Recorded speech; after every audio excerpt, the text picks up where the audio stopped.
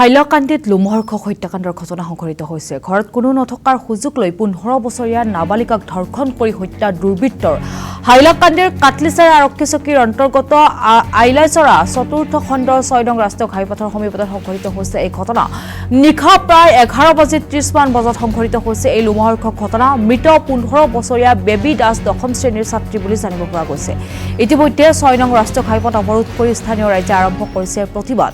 দোষীক উচিত শাস্তি দিয়াৰ দাবীত এইদৰে এতিয়া ৰাইজে অৱৰোধ কৰিছে 6 নং ৰাষ্ট্ৰীয় ঘাইপথ। প্ৰায় ঘণ্টা ধৰি অসম মিজোৰাম সংযোগী 6 নং ৰাষ্ট্ৰীয় ঘাইপথত আবদ্ধ হৈ পৰিছে এতিয়া শ বাহন। ইতিমধ্যে আৰক্ষীৰ এটা বৃহৎ দল ঘটনাস্থলীত উপস্থিত হৈ তদন্ত আৰম্ভ কৰিছে। ইতিমধ্যে হাইলাকান্দি আৰক্ষীয়ে আটক কৰিছে 5 সন্দেহজনক লোকক। পুনৰবাৰ উল্লেখ কৰিছো, লোমহৰ্ষক হত্যাকাণ্ডৰ বলি হৈছে এতিয়া 15 বছৰীয়া নাবালিকা শিশু। আমি ইতিমধ্যে জনাই গৈছো সমগ্ৰ ঘটনা। ঘৰত কোনো নথকাৰ সুযোগ লৈ 15 বছৰীয়া নাবালিকাক ধৰ্ষণ কৰি হত্যা কৰিছে দুৰ্বৃত্তই।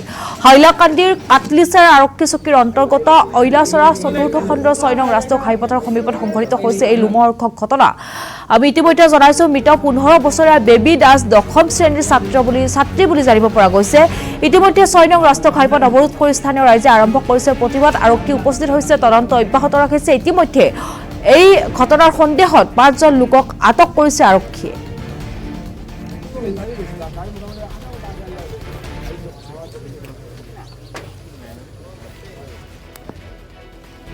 কালকে রাত্রে আমাদের দক্ষিণ হাইলাকান্দি এলাকার অলইচড়া পার্ট 4 গ্রামের খুব বাজেভাবে একটি নাবালিকার হত্যা হয়েছে।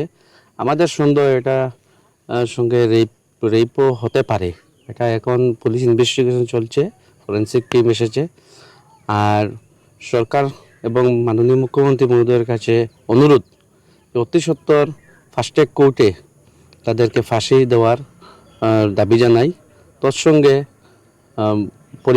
পরিবারকে আর্থিক 10 লক্ষ টাকার সাহায্য প্রদান করা হোক, এটাই দাবি।